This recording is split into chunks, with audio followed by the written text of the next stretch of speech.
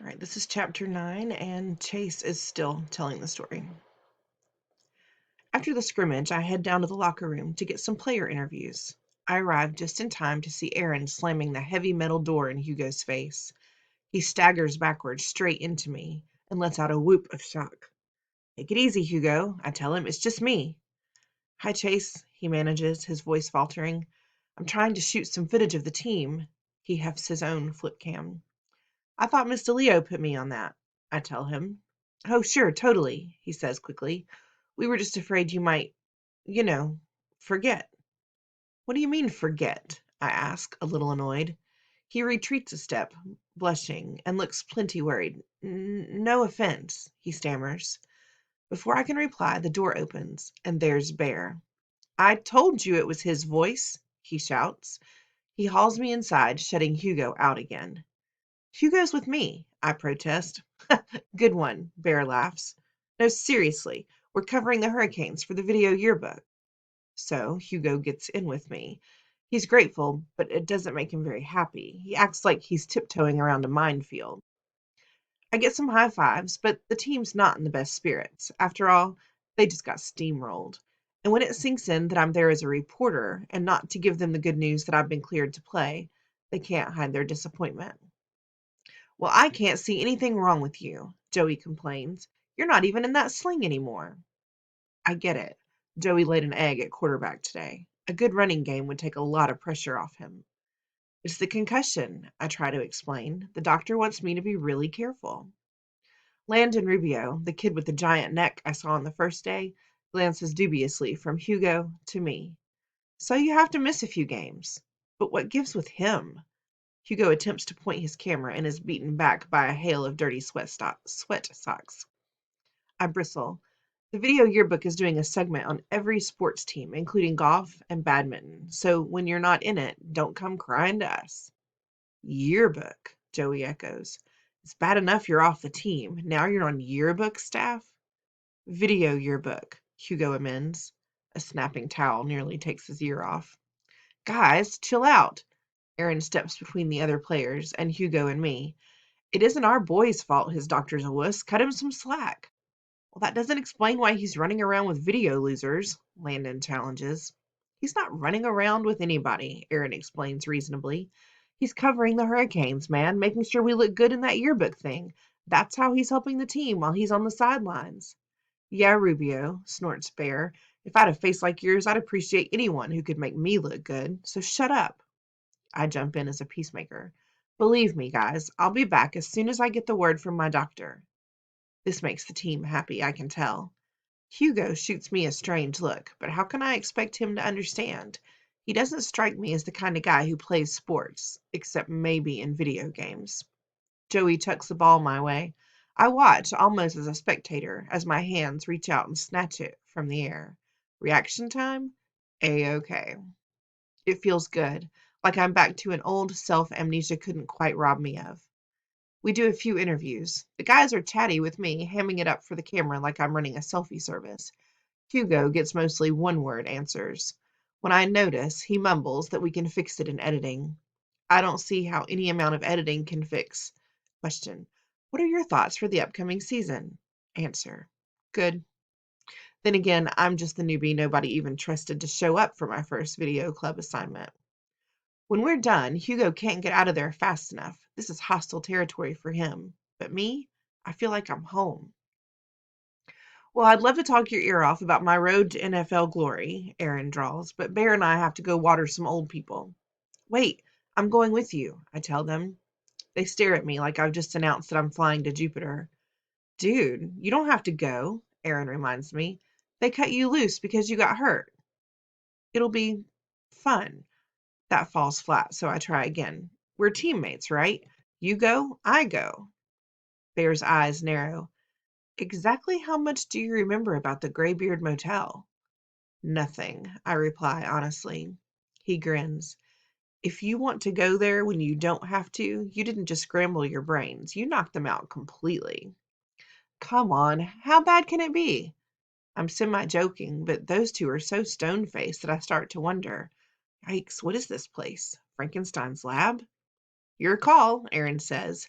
It'll be good to have you back with us, even if you are nuts. The Portland Street Assisted Living Residence is about a 10-minute walk from school.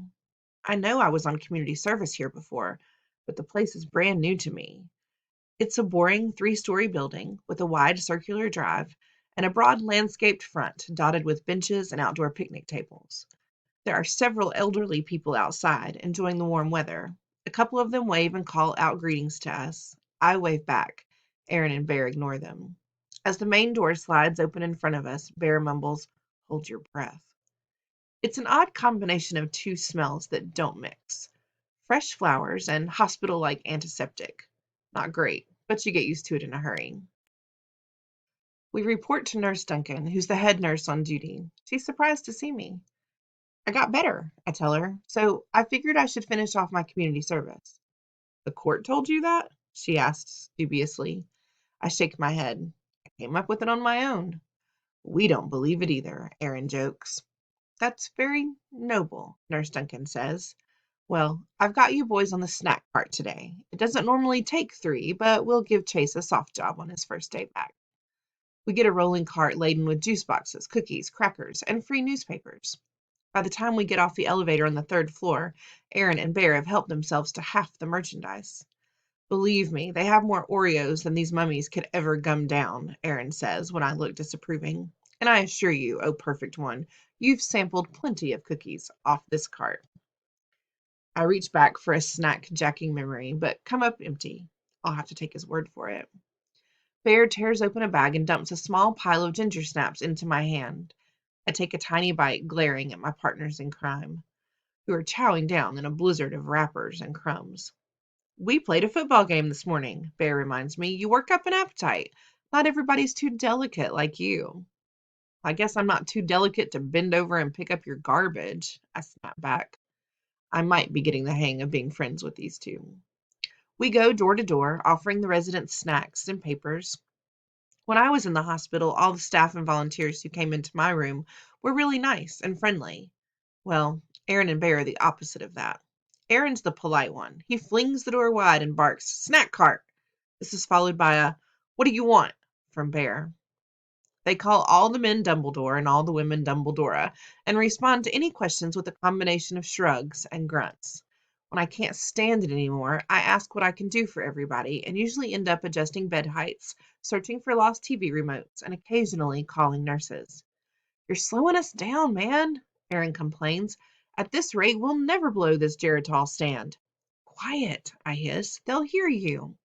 "You're joking, right?" Bear sneers.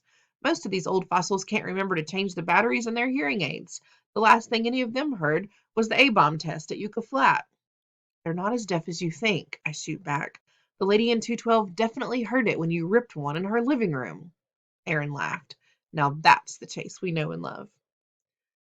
Those jokes are funny when it's the 3 of us. Not so much when the old people are around. Most of them are pretty frail. They definitely deserve more respect than they're getting from us. Maybe Aaron and Bear run out of patience because they've got no choice about community service, and I'm here on purpose.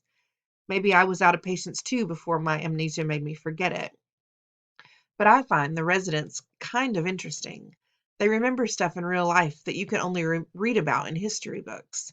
There's a lady in 326 whose father was one of the firemen on the scene of the Hindenburg disaster. The guy in 318 was a communication expert at Houston Mission Control when Neil Armstrong first set foot on the moon. In room 209 lives a guy who's totally blind, yet tells the most vivid stories of growing up 2 doors down from Baseball Hall of Famer Joe DiMaggio. The rule is that if someone is not in or sleeping, we leave a juice box and a packet of cookies on the table. The man in 121 is snoring enthusiastically in an easy chair when I notice the black and white photo on his nightstand. It's a picture of a young soldier bowing his head to receive a military decoration from an important-looking man with round, steel-rimmed spectacles. "Is that President Truman?" I whisper. Aaron looks bored. "Who cares? Let's get out of here. If this Dumbledore wakes up, he'll talk your ear off." But I'm hooked. The only medal you get straight from the president is the Medal of Honor. This guy's a hero. "Big deal," Bear scoffs. "Back in the day, there were so many wars that they handed out medals like Hershey's Kisses." I sigh and start to follow them out the door. I wonder what he did. They don't give out the Medal of Honor just for any old thing. Probably slew a triceratops or something, Aaron suggests with a shrug. Come on, we're almost done. It was a pterodactyl, comes a sarcastic voice from behind us. We wheel around. He's sitting up now, an elderly man, a little bent at the shoulders, with a shock of white hair. And I slew it with my stone knife. I step forward. Mister, that's you in the picture, right? No, it's Harry Truman. Can't you see I'm busy? It takes me half an hour to get out of bed and twice that to haul myself across the room with this stupid walker. He's obviously not busy. He just wants to be left alone. Maybe he doesn't like us very much. Apparently, not all residents are hard of hearing. Aaron and Bear are already slouching out of the room. Sorry, I mumble, following them into the hall. You've got a lot to learn, Ambrose, Aaron tells me. Get one of these Dumbledores talking about his war days, and you'll be here till you're as old as he is. I have to admit it's probably good advice. All right, I say, let's just finish. We work our way down the hall to the last room on the floor. Almost done, Aaron groans. Just Cloud 10 and we can get out of here. Cloud 10? I echo. You're going to love this one, Bear assures me. You know Cloud 9? Well, this old bag's at least one cloud up from that. Half the time she's convinced this is some fancy hotel and we're room service. I see their point, but I feel kind of bad for Mrs. Swanson, who bustles around her living room in a frilly pink dressing gown dotted with sequined flowers. She's obviously losing touch with reality, and there's nothing hilarious about that. At first, she thinks we've come for a visit, and she asks us to move the furniture into what she calls a conversation grouping. Aaron and Bear ignore her, but what harm will it do, really? So I shuffle a few chairs. No big deal. My friends are mugging at me behind her back the whole time, trying to make me laugh. They might be the smart ones. By the time I'm finished, sweaty and breathing hard, Mrs. Swanson is looking at me like she's too polite to ask who I am and why I'm rearranging her apartment. Aaron and Bear are snickering out loud now. We drop off her cookies and juice and head for the door, but she comes bustling after us, waving her pocketbook. She digs around, comes up with a $20 bill, and offers it to me. Don't leave without your tip, she says. I take a step back. Oh no, I couldn't accept. Before I can manage another word, Bear's meaty hand snatches the money away. Enjoy your stay, he tells Mrs. Swanson with a big phony smile, and he's out the door like a shot, Aaron hot on his heels. I catch up to them in the hall. You can't take that money. That's like stealing. No, it's not, Bear replies. She gave it to me. Well, actually, she gave it to you, but you were too dumb to take it. Yeah, but I fumble for the right words. You know as well as I do that that lady's not all there. That's discrimination, he says righteously. I'm not biased against dizzy old bats who haven't got a clue what the deal is. They can give me money just like everybody else. You don't know her. She would have gotten really upset if we hadn't taken it. She wants to believe what she believes. We're not here for kicks, you know, I insist. We got sent here by a judge. If we get caught accepting money from the residents, we could get a lot more than community service. Bear rounds on me in genuine amazement. You don't even have to be here, man. You made us bring you. I'm stubborn. Give the money back. Aaron tries to be reasonable. The museum pieces in this dump, they'd forget their own saggy butts if they weren't attached. By the time the door closed behind us, I guarantee Cloud 10 forgot we were ever there. If we go to her and try to straighten this out, it'll be like showing her how crazy she is. You want to be responsible for that? I know he's snowing me, but he's also kind of right. I doubt we could explain to Mrs. Swanson that she just tipped the community service guys. But even if we could, she'd be embarrassed and upset and probably more confused than before. We should give that money to charity, I mumble. Done, Bear agrees. It's going to go to my favorite charity, the Take a Bear to Lunch Fund. Who's up for pizza? We all laugh. But I'm laughing a lot less than those two. The whole thing leaves a sour taste in my mouth, and pizza is the last thing I'm thinking about. We stop in to see Nurse Duncan so Aaron and Bear can get their timesheets signed. I'm not technically on community service anymore, so there's no timesheet for me. Then we're heading for the pizza place like nothing ever happened. I keep looking at Bear, expecting to see the 20 glowing orange and burning through the pocket of his jeans. I can't explain it, but the more they goof around, tripping and shoving each other, the less appetite I have for lunch. You okay, Ambrose? Aaron tosses at me in concern. You don't look so hot. Uh, I'll catch up with you guys later. I pound back in the direction of Portland Street. I hang a left and sprint up to the assisted living residence, then dash in the sliding door and straight to room 100. I pull a fistful of crumpled bills from my pocket and fish out a 20. Aaron's right. I'd never be able to explain to Mrs. Swanson why I'm giving her money for what she could only see as no reason. Nope, my plan is simpler than that. I'll slip it right under her door. When she notices it, she'll just assume she dropped it.